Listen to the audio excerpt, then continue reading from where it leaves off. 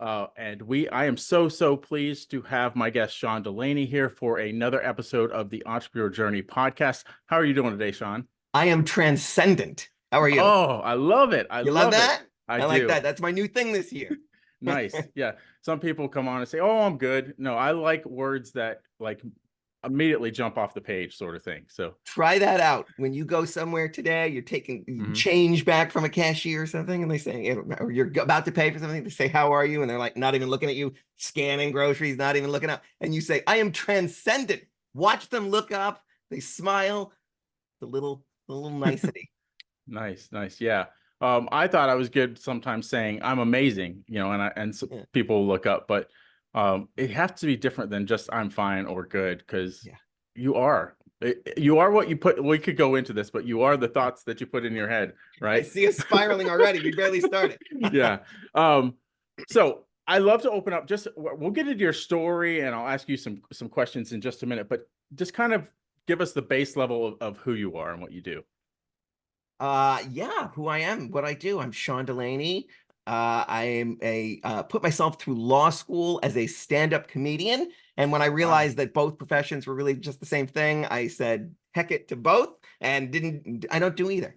I don't like to start off telling people I'm a lawyer. I want them to grow to hate me, not hate me right off the bat. But I don't practice. This is not a legal show today. Please don't. Everyone just tuned out. Let's restart. We're Yeah. off to a bad foot. No, Yeah. so 25 years in business. For 25 years, I worked with some of the biggest brands in the world: Nike, Uber, J&J, MetLife, Ford. And I realized something that while every business is different, all business is the same. It's just a value exchange between individuals, commercialized and commoditized and well, right, and added, we had cash as a proxy for that value, but all business is just value exchange between individuals. And once you know that, and you unpack what those fundamental disciplines are that have to happen anytime anyone's going to be doing that at any kind of scale, then you have your roadmap for business. And helping all those businesses, I had a question put to me that changed everything for me. Someone said, if it's true that it's universal what you're teaching, and it doesn't matter industry or size and scale, can it work for an entrepreneur? I said, that's a great question. Let's find out. And once I proved that that worked, I said, this is where I want to spend the rest of my career. Because in just one of those contracts for one of those big companies, I saved them $30 million a year. It was Wow. going to be ongoing. And no one cared, Doug. No one cared. You know why? Because it didn't move the stock price. I'm Mm, sure there were a couple of people who cared, but not many. You mm. help an entrepreneur massively change their business, help them go further, faster, funner. They say, God bless you. Now my kids can go to college. My mission can come to fruition. I can do all the wonderful things I was put here to do. Man, that's where I want to spend my time. And so that's what Nice. I do now. Nice. And I teach a business architecture. We'll get into some of the other stuff Oh, too. They sell a business architecture that it spells the acronym. The acronym is harmonious. I tell people how to have a harmonious business. We make your Swiss watch run. nice. Nice, nice. So I like to ask just some kind of getting to know you questions so the audience can Yeah, kind of let's save the business for just a minute. So what sure. is one skill you've always wanted to learn and why?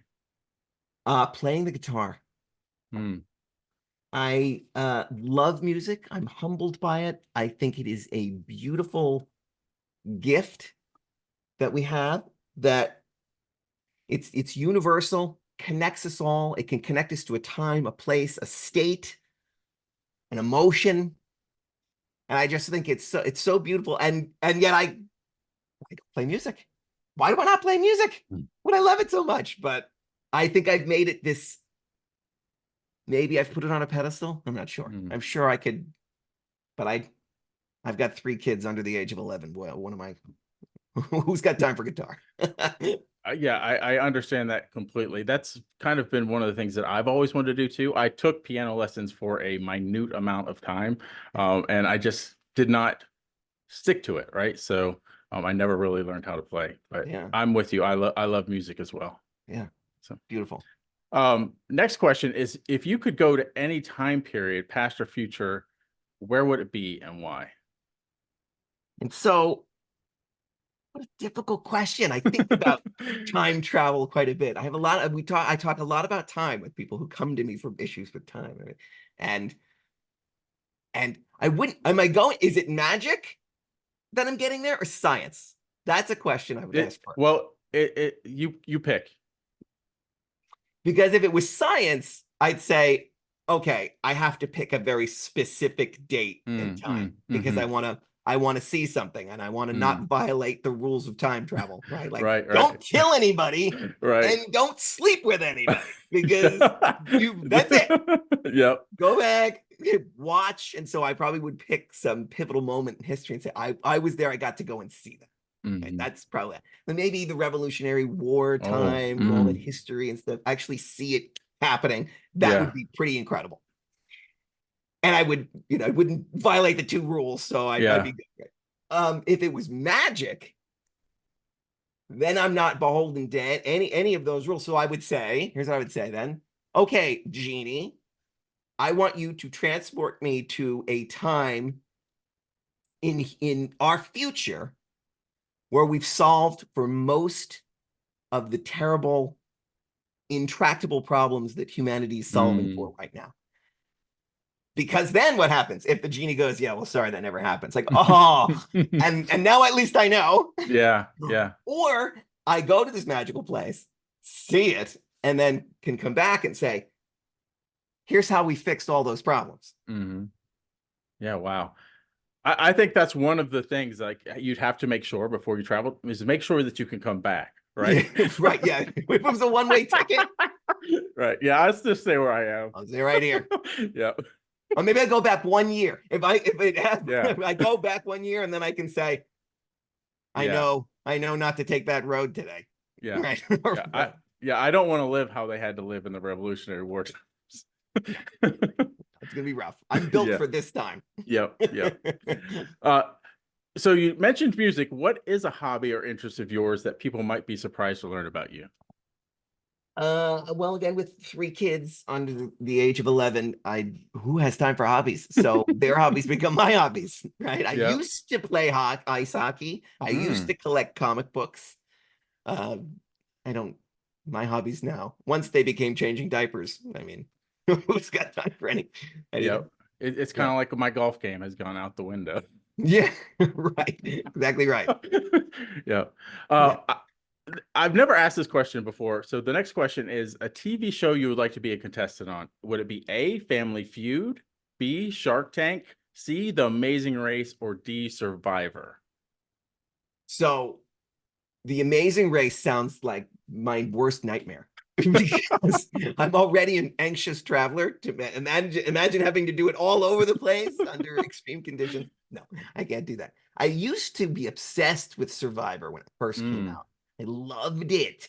And I wanted, because we hadn't seen anything like it and no one had really gamed it all out already. And so it was a lot more, and it was a lot more about their ability just to survive and make do, and less about, like, I think they ruined the show once they gave them too much food.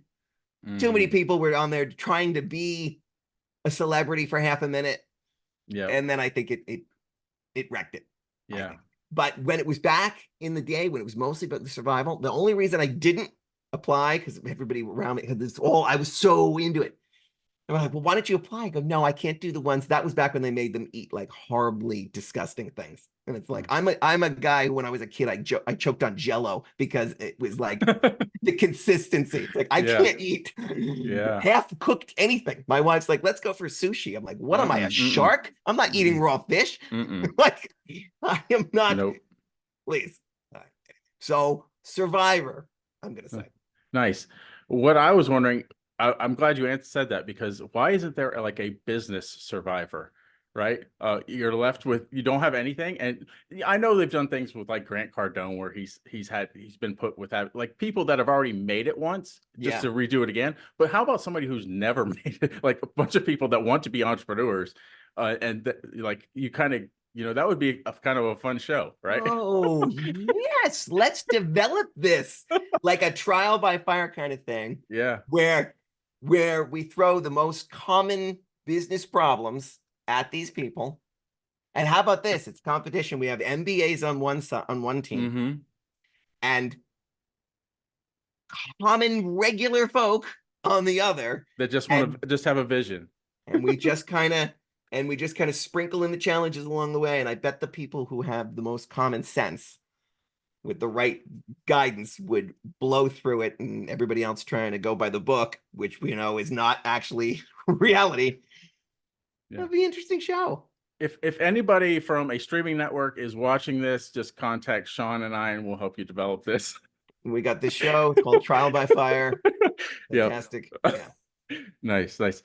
I ask every entrepreneur a fill in the blank question around entrepreneurship. So your fill in the blank question is: entrepreneurship is the art of turning blank into blank.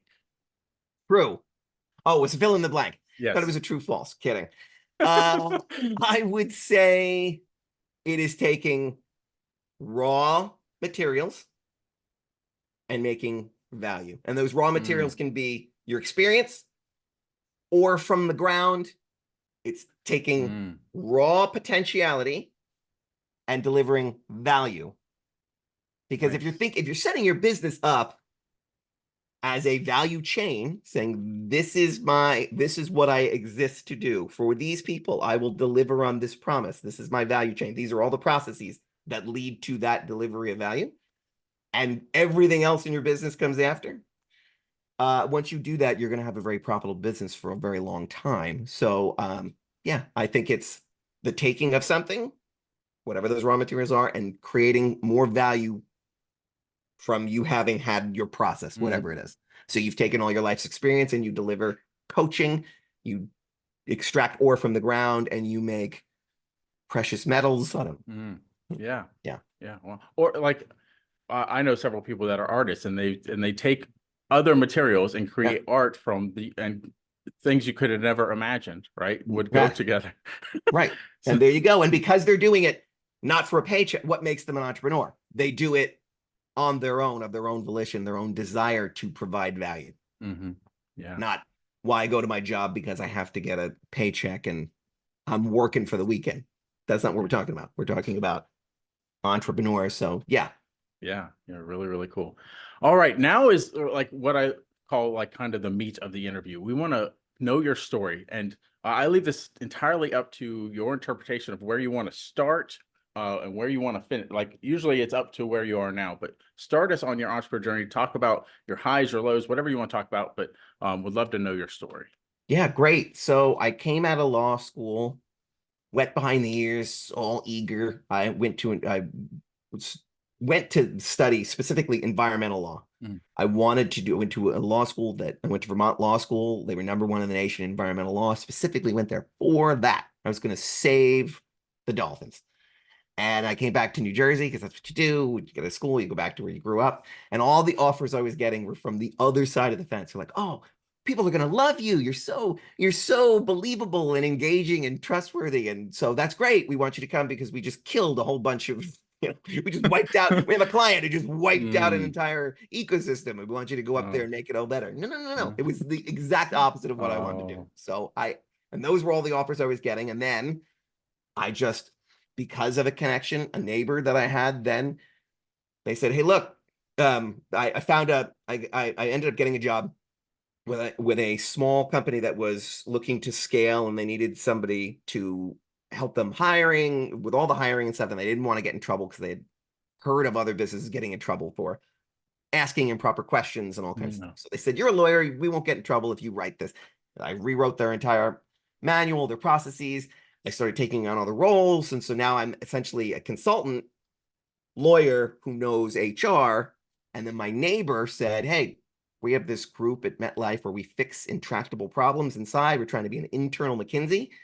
And our leader, who is a ex-Navy SEAL and electric and nuclear engineer, like this guy's off the charts with polydactic abilities all over the place. And they said, he doesn't have something like you. We need you to come in, interview for this job. Get in, get the job. And now I'm an internal consultant, yet also I'm a consultant learning what that's like, but actually working for a major company so I can see what that's like. And I learned probably the most important thing I learned during that. They said, okay, well, we want you to go in and help. And I don't want to say too much, right? Again, I'm not trashing MetLife here, but because I loved working there. But they said, we want you to go help them fix the disability operation. I said, okay, I don't know the first thing about disability insurance. And he said, they have an entire department of people who are experts in it, and they're not doing it right. They don't know what you do know. So you go tell them and figure it out. So I went and figured it out. I asked all the right questions. Questions are big to me. That's why the D in what if is an upside down Oh, question mark. We turn questions upside down, and this is a play oh, button for because we do everything with fun. It's not fun. We're not going to do it. Anyway, I digress. And so I went, I asked all the right questions. And then after they expanded my role, they said, okay, now you're going to go and do the same thing with dental. And I said, I don't know the first thing about dental insurance. I said, what'd you know about disability? Nothing. Exactly right. Get over there and fix that. And but the rest of my career then became me not being at all afraid of jumping into anything because I realized that as long as I just understood the essence of everything, the details would be told to me by the people who had the details. And in fact, the details were probably inconsequential to what we were trying to unravel. Being too in the details were the cause of many of the problems. And so, which sounds odd that a lawyer who would say, right, devil's in the details. But what I'm talking about is if you're so hyper focused on what you're exactly doing in this spot, you may not know all of the other ramifications for everybody else around you because business is an ecosystem. It's a living thing. And if you change something over here, you're going to affect other things around you, right? And so we need to kind of lift ourselves up and look at and say, what are we really trying to do? And so in doing that there, I ended up then doing that, starting my own consultancy and doing it for other businesses in other industries and just saying, and they'd say, well, but shoes isn't insurance. Well, it is. Trust me, because what is it? People engaged in a process in order to try to deliver value to somebody. That's all it is. Yep. Well, when we say it that way, it makes it easy. Well, it is that easy. We've just forgotten it's that easy. And so now what were we trying to do again? We were trying to do this. And where did we go south? Well, here's all the 11 places we went south. Well, so we're going to clean that up. Right. And so then I built this architecture where I said there's 10 fundamental disciplines and they're things that you would know. Like we know strategic planning is important.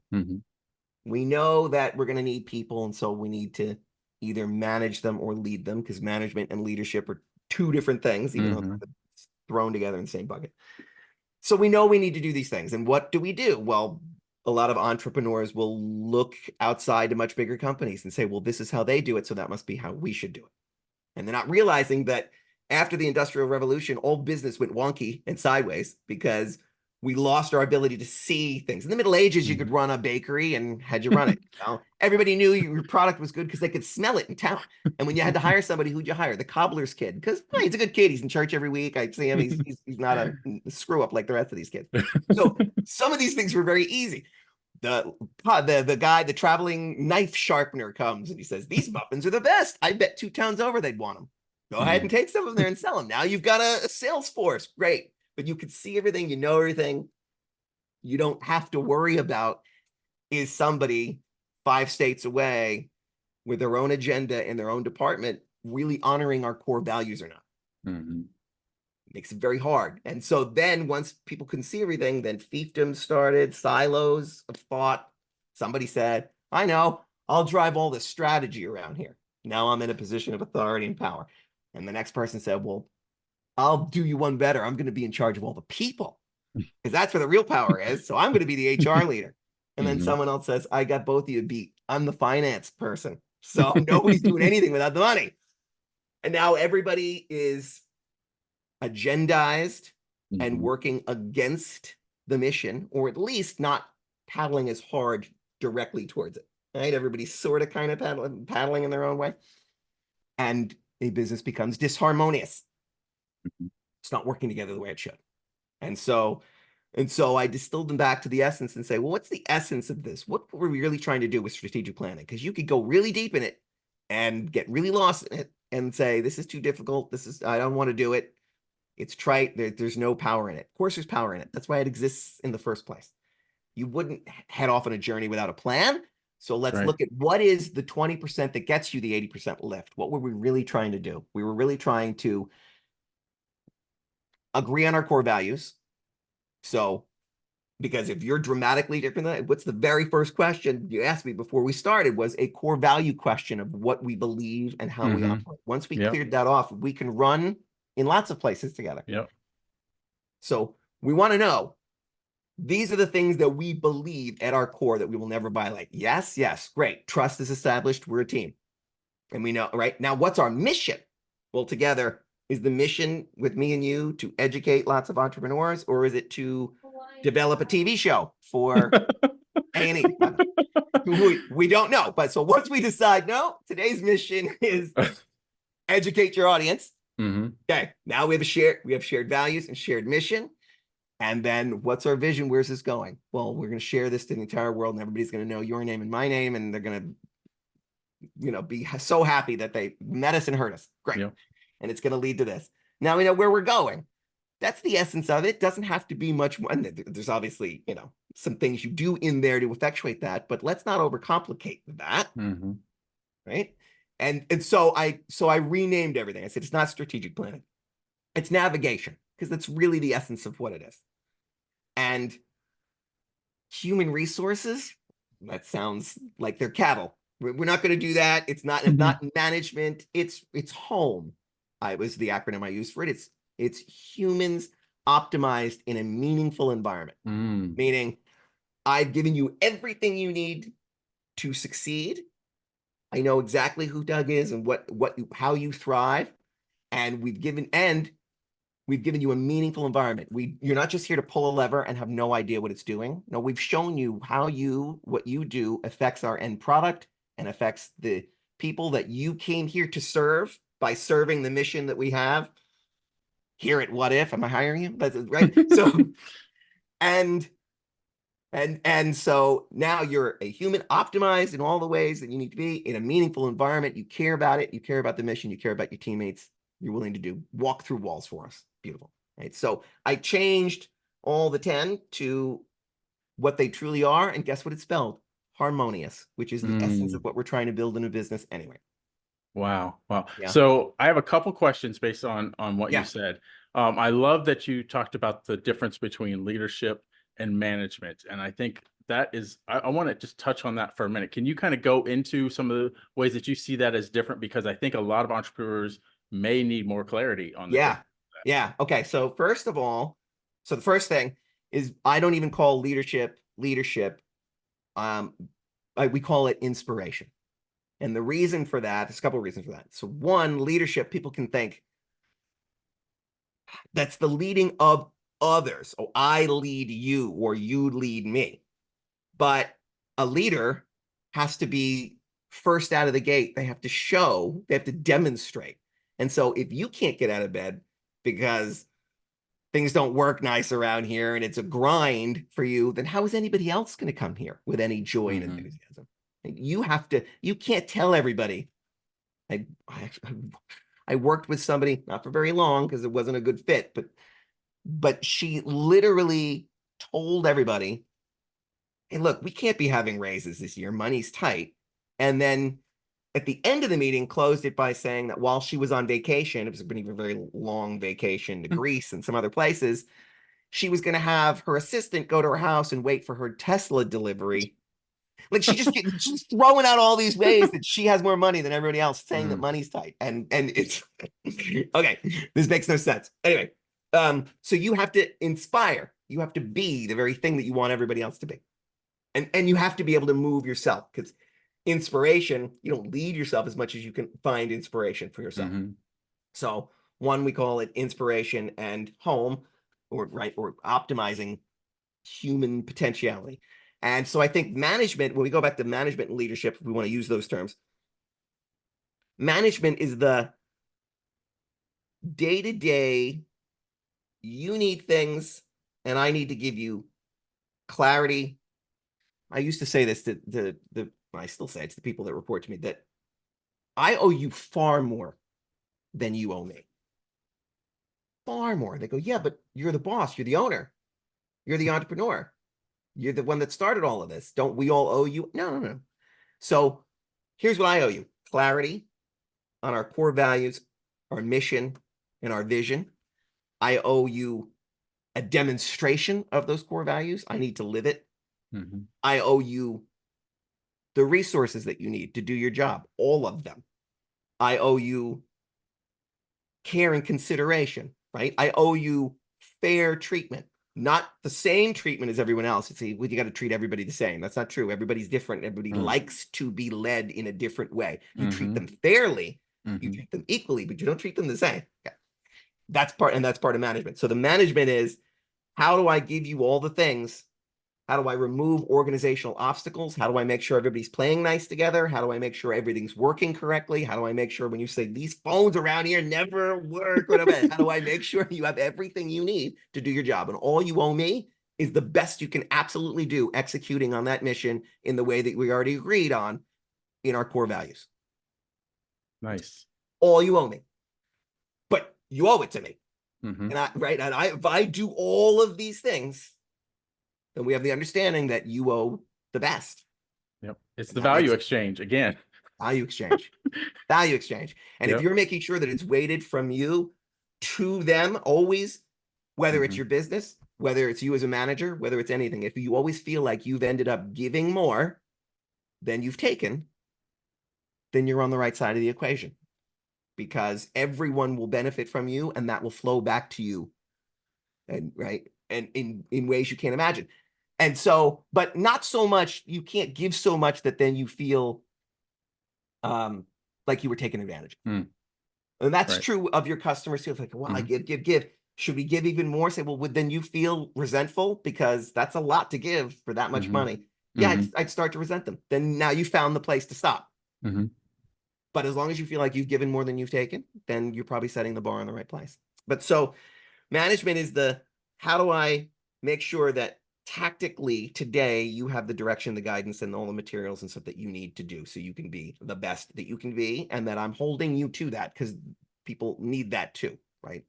Yeah. Because as soon as you stop holding people accountable, the people who hold themselves accountable resent you, Mhm. because it's not being right. We're Yep. not all being held to this, that kind of base standard.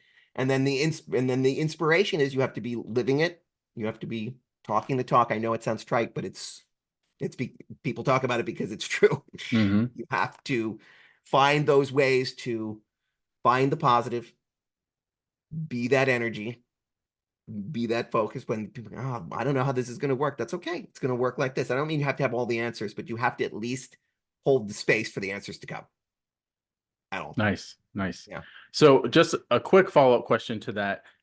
At what point, or do you feel like, I'm thinking of the best way to phrase this. So separation of leader and so let's just take it from a scenario. A founder, right, is the leader. He has the vision. At what point in the growth of the company, or do you think there should be a separation of leadership and management where he or she is no longer the manager? I do think so.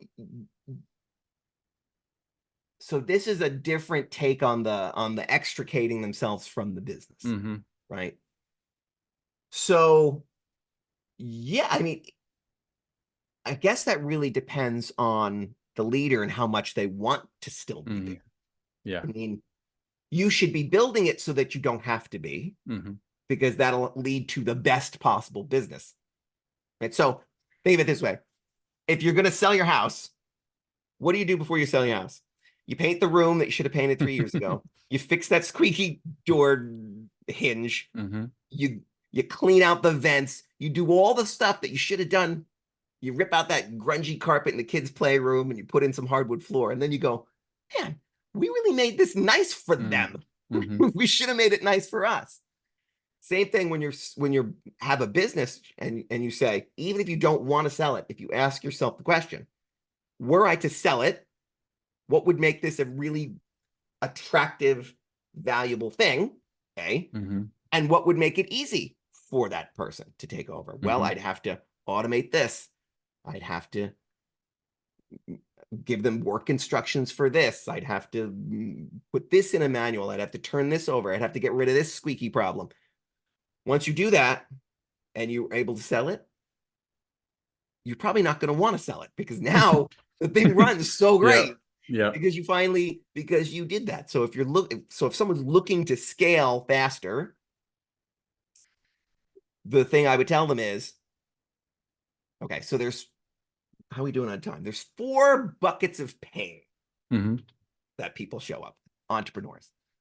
When they show up, they might say they have a particular pain, but it really might be based somewhere else. And you first have to know where that is. So the 4 buckets of pain spell the acronym FEAR. So the first is financial.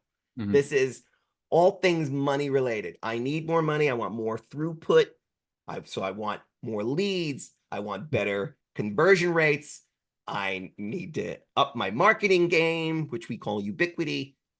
So I need to be in all the places they expect to see me in the ways they expect to see me.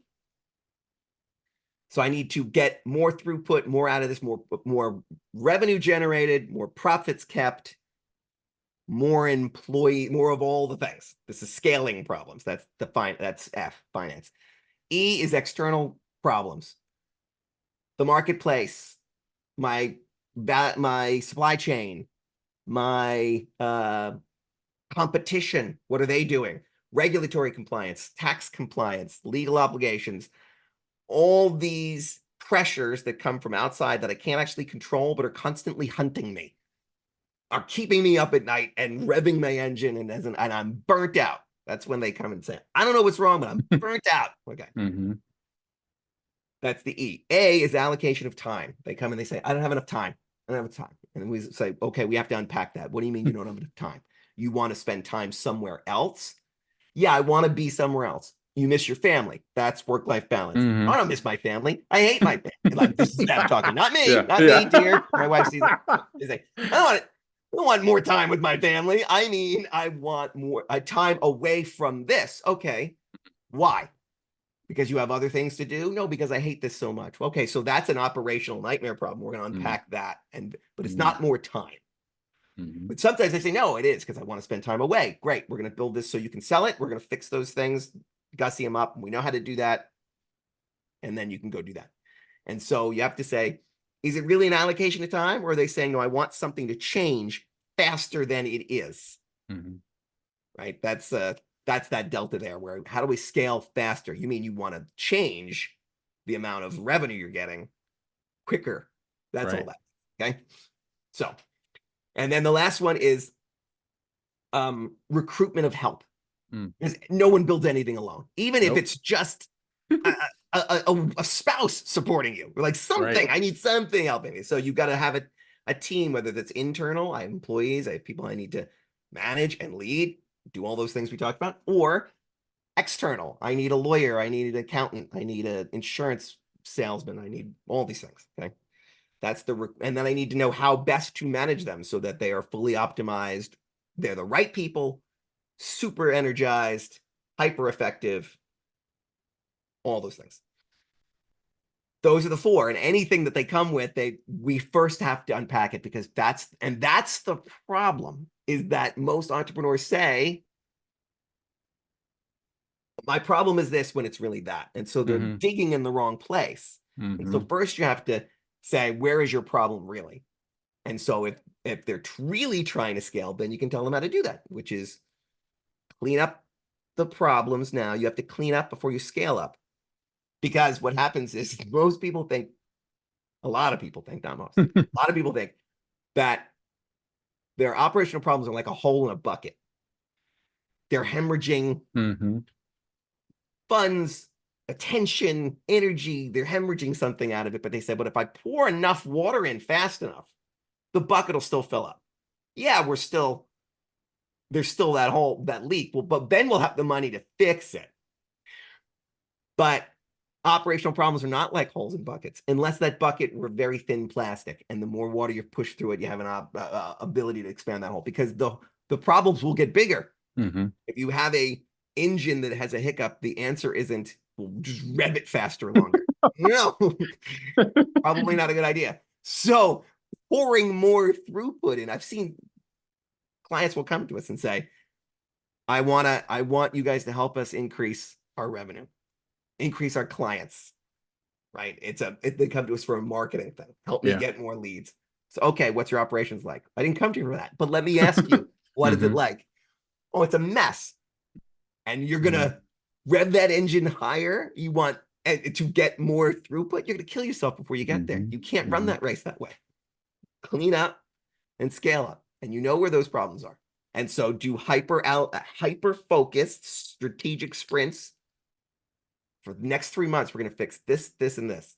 Other stuff is going to be delayed. We're going to fix that. And then fix those problems. And now you can breathe. Now those cogs that aren't totally connecting are all fixed.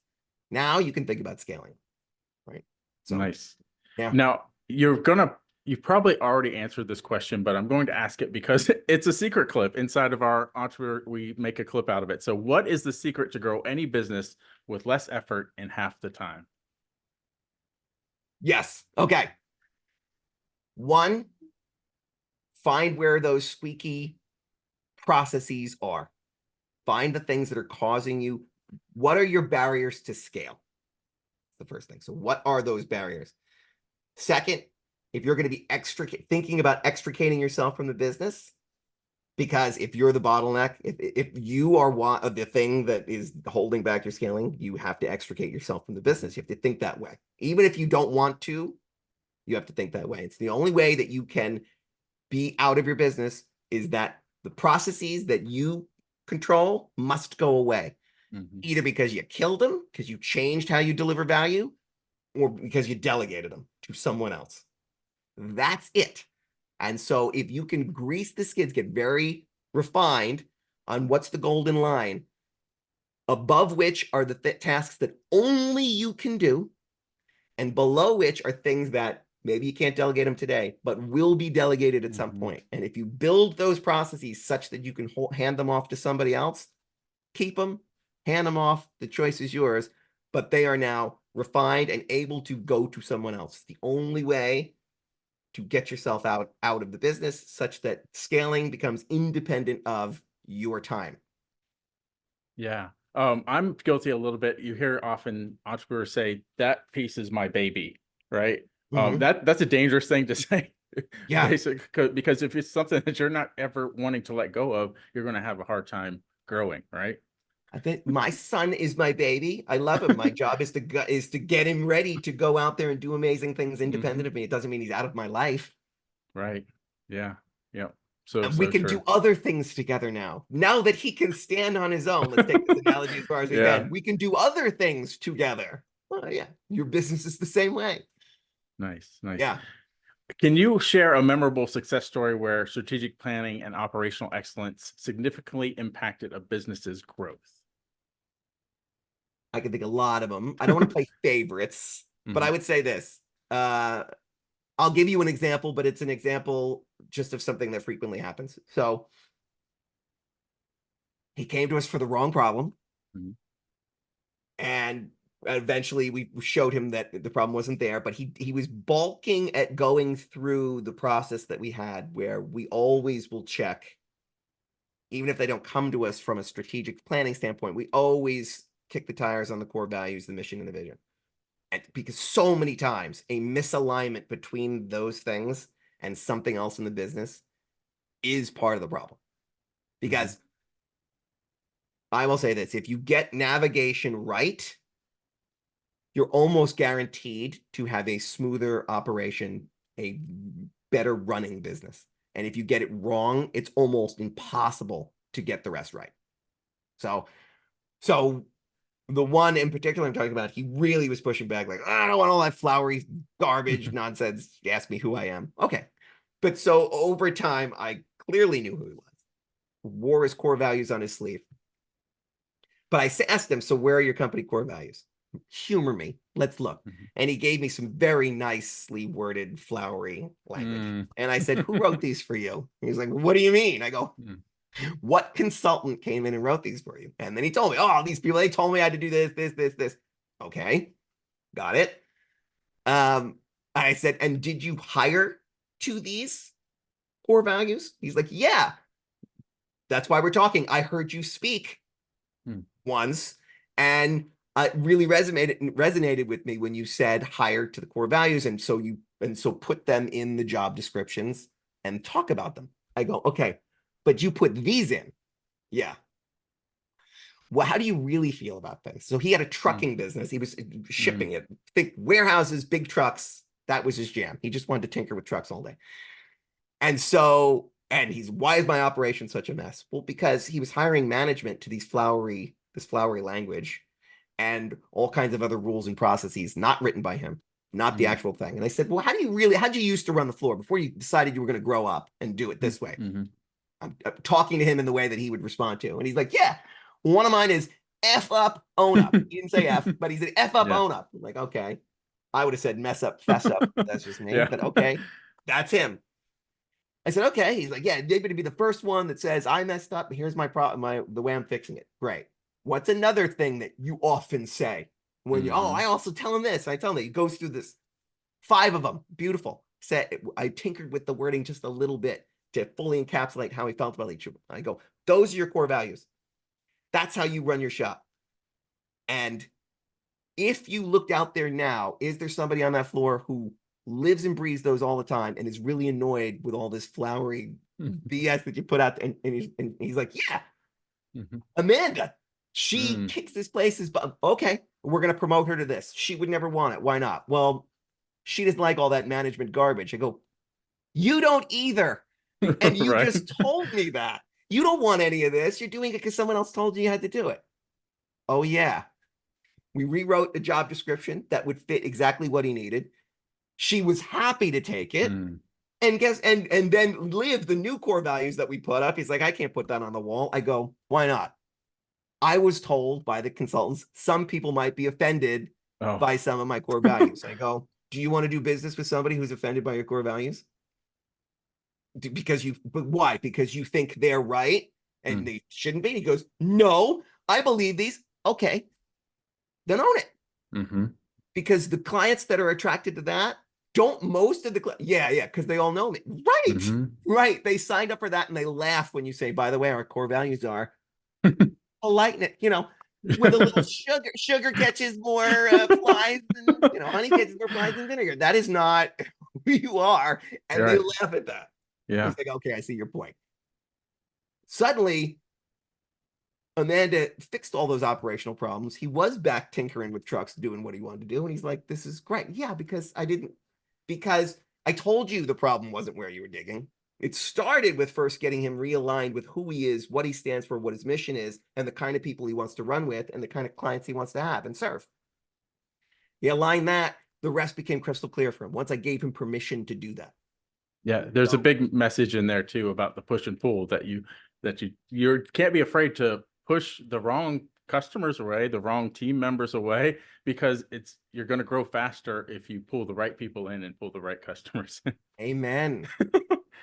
Amen. So, and then he took off like a shot. And Yeah. so that's one example I would use where he didn't even agree with the fix, but I was like, just humor me. We'll get to the thing that you want, which is you think more business in will somehow fix your operational problems. It's not gonna happen. So one last question in this part, and then we'll have a parting question. But Sure. I have a curiosity question. Where Okay. did the name What If come from? So first, I am from Jersey, and that's kind of how we say it. What if? Hey, what if this guy never made it home tonight? Right? Oh, no, we're not the mob here. All right. But so that's how we say it. What if? It's also and so I was. Here's why. Because I use questions so often. Hmm. It's the only way to questions. Nothing new ever comes unless first what if is asked. Hmm. Right? Like, what if we could go to the moon and come back? Don't forget that part. Hmm. What if it isn't how we think it is? What if that's not true? It's my favorite question to ask everybody when someone will say, well, you know how it is. They'll never agree with each other. What if that's not true? We have to hold space for new things, faith in things unseen. We have to. We're told to do it. And so That's what I believe. That is the essence of how I get to everything. When they say, how did you possibly solve that? Because it was unsolvable. And I said, because I asked, what if it isn't? Mm-hmm. What if it can be solved? We just haven't seen it yet. And I've never failed to answer, to solve for those big intractable things just because I was the one that first came in and said, by the way, who here thinks this cannot happen?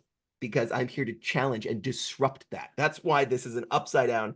That's another reason this is a D, because I am the disruptor in chief. That's now my title. It was given to me by my people. I am the disruptor in chief, because as soon as somebody says that's the way it's always been and that's the way it's always will always be, what if that's not true? What if we're nuts? Hey, everybody, what if the sun doesn't go around the earth? No, we have to ask these questions. Yeah. We have to challenge convention. We have to challenge the status quo. If we don't like it, Mm-hmm. there's a reason we don't like it, because it's being put upon our heart that it doesn't have to be this way. It could be better. We never feel that way. If something could not be any better than it is, we never feel called to change it. And Right. so what if is the essence of that. It's who I am in the world for entrepreneurs, is to say, we think the problem is here. What if it's not? We think it can't be changed. What if it can? We think it can't be better. We think we can't go further, faster, funner. I challenge you. What if that is not true? That's a masterful name for a consulting agency. Thank you. Thank you. So for the audience, is there anywhere that they can go to find out more about you? What do you have to offer them possibly? Yeah, so the diagnostic that I use, I developed it back when I was working with the Fortune 50. I used to charge a princely sum for it. Now I found a way to make it free. It's automated. And so in 8 minutes, somebody can answer the questions. They're simple questions. It's on a slider. It's kind of always, never. Like we always share XYZ with our employees all the time, or never. And you just slide it there. So it's very easy. It takes about 8 minutes. If it takes 10, nobody's watching. Don't worry. So it's an 8-minute diagnostic, and it's the 50 questions that I ask just to get a baseline of where the issues might be. And this will give you clarity then. It'll say, of the 10 disciplines, first of all, you'll know what the 10 are. You'll know where your problems probably lie. In the descriptive answers they get, it tells you if you got 100 or if you got a 0 in a scale, what your business would look like. So you also know what you're shooting for. And so then you have the deltas on those 10, and you know these are the places where my issues lie, and these are the places I should probably work on fixing, and this is what I'm trying to fix it towards. It's a complete roadmap to how I would initially diagnose your business. Now, can we unpack it and make sure that your problem is exactly where we think? Maybe you were being too hard on yourself in your answers. Maybe you were being too light on yourself in the answers. We do that also for free, and there's a review session afterwards. But I'll give you a link. I'll tell you what the link is right now, and people can go to it, take the 8-minute diagnostic. They don't ever have to talk to us. But if they want to talk to us and get more value from it, they can come, and we wouldn't sell them anything on there because we don't even know what their problem is. It would be wrong for us to sell them something until we know who they are. So where they can go is whatif.com with a D, whatif.com/clarity. And they'll get the diagnostic there, and it'll show them the complete roadmap. Yeah, I don't know too many entrepreneurs that don't need more clarity. Clarity is the first thing. They need clarity. They need confidence. Once you have the clarity, you know what to fix. Then you need the confidence to know how to fix it. And we have strategic sprints around 90 days with us. If your problem is time, you need more time back, whatever those problems are in that thing, in 90 days, we'll get you the result you're looking for, or it's free. Wow. Wow. All right. Well, thank you so much, Sean, for this interview. You have given so much great information. I know I picked up a lot of good nuggets from what you've said. So once again, thank you. I do ask one last question for every entrepreneur that comes on here, and it's just an open-ended question. What advice do you have for any of the entrepreneurs watching? What advice do I always be asking and always be answering? What if? Challenge and that's not a sales pitch. See what's such a great name? People say what if all the time, Doug. Yep. All advertising. No. So I would say, yes, challenge your own assumptions, Because if something in your business is hurting you, feels wonky, is disharmonious, really find out, look for the cause, and know that there is a way to fix it. Because if you do that, then you have hope. And if you have hope and hold space for the answer to come, you will get it. Well, once again, thank you so much, Sean. And until next time, entrepreneurs, keep moving forward.